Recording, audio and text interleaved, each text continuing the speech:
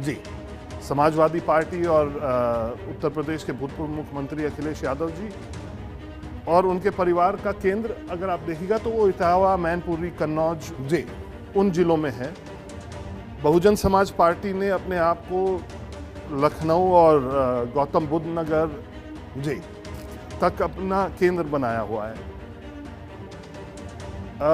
तो उस परिस्थिति में मुझे लगा कि अगर यहाँ पे एक नया संगठन, एक नई शुरुआत करें कि जो अपनी ताकत है उसको इकट्ठा करके राजनीति का केंद्र यहाँ पे बनाएं, तो वो या तो एक नई पार्टी बनाते जी, और फिर ये दिखा कि पश्चिम बंगाल के चुनाव के बाद आदरणीय ममता बनर्जी के अंदर वो इच्छा शक्ति है, जी, वो जज्बा है कि वो लड़ना चाहती है। जी, तो इन सारी चीज़ों को मिला के ये लगा कि क्यों ना हम लोग भी उस लड़ाई में उनके साथ शामिल हो जाते हैं। जी। जो उनकी इच्छा है, जो उनकी सोच है, जो उनके अंदर लड़ने का जज्बा है, उससे हम लोग प्रेरणा लें, जी। उससे हम लोग सीखें और हो सकता है कि आने वाले दिनों में वो फैसला सही साबित हो, वो गलत साबित यानी आपका कहना है कि आप इस प्रदेश में तृणमूल कांग्रेस का संगठन भी खड़ा करेंगे? बिल्कुल करेंगे, बिल्कुल करेंगे। तो उसके लिए तो एक संघर्ष की एक लंबी लड़ाई बहुत लंबी लड़ाई लड़नी है। उस लड़ाई के लिए हम लोग तैयार हैं, नौजवान हैं, लड़ने की इच्छा हम लोगों के अंदर है। आदरणीय ममता बनर्जी से हम लोग सीख सकते हैं कि लड़ाई कैसी लड़ी जाती है। इसमें कोई संशय तो नहीं है कि उन्होंने कई बार अपने राजनीतिक करियर में इस देश के लोगों को दिखाया कि उनके अंदर जो लड़ने की क्षमता है वो शायद दूसरे किसी अन्य नेता में नहीं है। जी, लड़ने की क्षमता की बात आती है तो प्रियंका गांधी कह रही हैं कि लड़की हूं, लड़ सकती हूं। क्या लग रहा है आपको कि वो लड़ सकते हैं? कांग्रेस की किस तरह की स्थिति आंकते हैं आप इस प्रदेश में?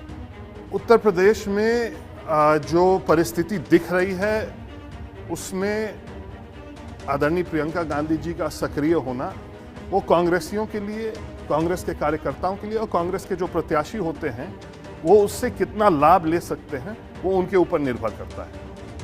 उत्तर प्रदेश में आज हकीकत तो यह है कि चर्चा दो ही की हो रही है। जी, एक पक्ष जो भारतीय जनता पार्टी को जिताना चाहती है और एक पक्ष जो समाजवादी पार्टी, और या तो आप कह सकते हैं कि भारतीय जनता पार्टी को यहाँ से हटाना चाहती है। यही दो पक्षों की लड़ाई है। जी, अब वो किस तरह से केंद्रित होता है, किस तरह से वो आगे चल के वो होता है, वो अब कुछ ही महीनों में हम लोगों को दिख जाएगा। ललितेश जी, एक बात मैंने देखी, जिस दिन से आपने कांग्रेस से इस्तीफा दिया या कांग्रेस छोड़ी, मैंने लगातार आपके कई बयान चाहे अखबारों में हो चाहे टेलीविजन चैनल्स पे हो, सब जगह देखे, पढ़े, सुने।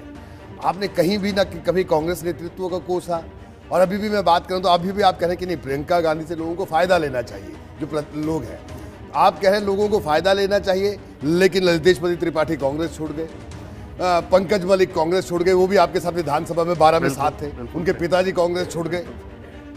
अब वो देखिए, मुझे कांग्रेस पार्टी से, कांग्रेस पार्टी की विचारधारा से और कांग्रेस पार्टी के शीर्ष नेतृत्व से कभी कोई शिकायत नहीं है। पर जो जरूरत मेरी राजनीति को थी वो मुझे इस, जहां से मैं राजनीति करता हूं, मैं जाके शिकायत प्रदेश नेतृत्व से? यानी नहीं, आदरणीय प्रदेश अध्यक्ष जी लल्लू जी हमारे भाई हैं, हमारे साथ 2012 में वो भी विधायक थे जी। हम लोगों का संबंध अच्छा था, उनके साथ हम लोग काम कर रहे थे। शिकायत नाम की चीज नहीं है। पर जो जरूरत मुझे आने वाले दिन में, अगले 20-25 साल जो मैं राजनीति में रहूंगा जी, मुझे जरूरत है कि कोई दल अपने आप को, जहां पे भाजपा का ये बनारस गढ़ है जी, ये 2014 में गढ़ नहीं बना है, ये भारतीय जनता पार्टी का गढ़ सन, मुझे लगता है कि 1990 के बाद से उन्होंने अपने आप को अयोध्या में स्थापित नहीं किया जी, उन्होंने मथुरा में स्थापित नहीं किया। उन्होंने अगर पहले अपने आप को केंद्रित किया तो इस बनारस में किया जी, और उसके चलते आसपास के जिले में जहां से मैं राजनीति करता हूं, चाहे जहां से मेरे पर बाबा पंडित कमलापति जी चंदौली से राजनीति करते थे जी, हम लोगों को यहां पे मजबूती की जरूरत थी जी, और कांग्रेस उस तरह से इस क्षेत्र को, इस संभाग को नहीं ले रही थी। कि ये आपने अब तय कर लिया है कि संघर्ष होगा और नए सिरे से शुरुआत करेंगे, और आपका कहना है कि एक नई पार्टी बनाने से अच्छा आपको लगा कि क्यों ना टीएमसी में ही रहकर संघर्ष किया जाए? जी, अब आदरणीय ममता बनर्जी के बारे में जितना मैं कहूँगा कम है। जी हम लोग ने जब होश संभाला था तब उनकी राजनीति में एक जोरदार एंट्री हुई थी। जी और जब मैं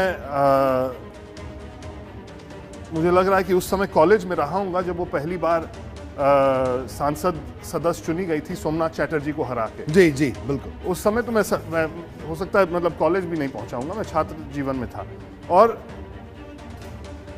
किसी ने कल्पना नहीं किया होगा, उनको वहां पे भेजा था हारने के लिए। जी पर उन्होंने लड़ के वो सांसदी का चुनाव जीता और फिर उनकी राजनीतिक करियर की शुरुआत हुई। जी मुझे लगता है कि उनसे हम लोग अगर सीखेंगे तो उसी तरह का उसी तरह की जरूरत है हम लोगों को इस बनारस और मिर्जापुर और चंदौली और गाजीपुर इस पूरे कोने में। ललितेश जी, आपसे ये बातचीत आगे भी जारी रहेगी। यहाँ एक छोटे से ब्रेक के लिए रुकेंगे, ब्रेक के बाद जल्द हाजिर होंगे और ब्रेक के बाद भी हम ये जानने की कोशिश लगातार कर रहे हैं कि ललितेश पति त्रिपाठी के तर्कश में आखिरकार 2022 के लिए कौन सा तर्कश में हमारे साथ मौजूद हैं आज ललितेश पति त्रिपाठी और हम इस ऐतिहासिक औरंगाबाद हाउस में वाराणसी में मौजूद हैं जहां पर हम इनसे बातचीत कर रहे हैं। ललितेश जी, आपने ब्रेक से पहले हमने तमाम अलग अलग मसलों पर बात की, लेकिन एक बड़ा सवाल यह कि 2022 का चुनाव क्या आप लड़ेंगे? मैं तैयार हूं। देखिए, हम लोग जब से राजनीति में आए हैं ना कभी इस बात की परवाह रही कि चुनाव का परिणाम क्या होगा, क्योंकि राजनीति में हार जीत लगी रहती है। इच्छा ये थी कि मैं अपने निर्वाचन क्षेत्र जहां से 2012 में मैं जीता था, जिसने हर बार मेरा सहयोग किया, हर बार मड़िहान की जनता का मैं कितना आभार व्यक्त करूं कम रहेगा। हर बार जब भी गया हूं उनके बीच में तो उन्होंने आशीर्वाद दिया है, सम्मानजनक स्थिति में मुझे रखा है। और इस बार वहां की जो परिस्थिति है जी, वो मुझे लग रहा है कि इससे अच्छा चुनाव मुझे कभी जिंदगी में नहीं मिलने वाला है उस क्षेत्र से। जी, पर अब एक बदलाव किया है। ये निर्णय, ये फैसला मुझे लगता है आदरणीय ममता बनर्जी को लेना है कि उत्तर प्रदेश में टीएमसी बिना तैयारी के अपनी राजनीतिक जो सफर है वो शुरू करना चाहती है जी, या कुछ रुक के तैयारी करके एक मजबूती के साथ अपना यहाँ पे प्रदर्शन करना चाहते हैं। ठीक है, लेकिन मैं आपकी बात समझ रहा हूँ। आपका कहना है कि अगर यानी ऐसी ये भी स्थिति बन सकती है कि आप चुनाव ना लड़ें। ये भी बन सकती है। अगर टीएमसी ने फैसला लिया कि नहीं लड़ना है तो फिर इस बार का चुनाव हम लोग छोड़ देंगे। तो फिर चुनावों में अगर चुनाव हो रहा है, ललितेश पति त्रिपाठी कैसे रह पाएंगे? क्या करेंगे फिर चुनाव में? आप किसके लिए प्रचार करेंगे? अब आदरणीय ममता बनर्जी ने दिल्ली में एक बयान दिया था जी, आपने सुना होगा, सब लोगों ने सुना था कि अगर अखिलेश यादव जी की जरूरत हो, अगर उनकी इच्छा होगी तो टीएमसी और ममता बनर्जी उनके साथ उत्तर प्रदेश में उनका सहयोग करने के लिए तैयार है। अब वो सहयोग का रूपरेखा क्या होगा ये दो बड़े नेताओं के बीच में है। मुझसे मत कहलवाइए कि वो सहयोग किस तरह से होना चाहिए। जी।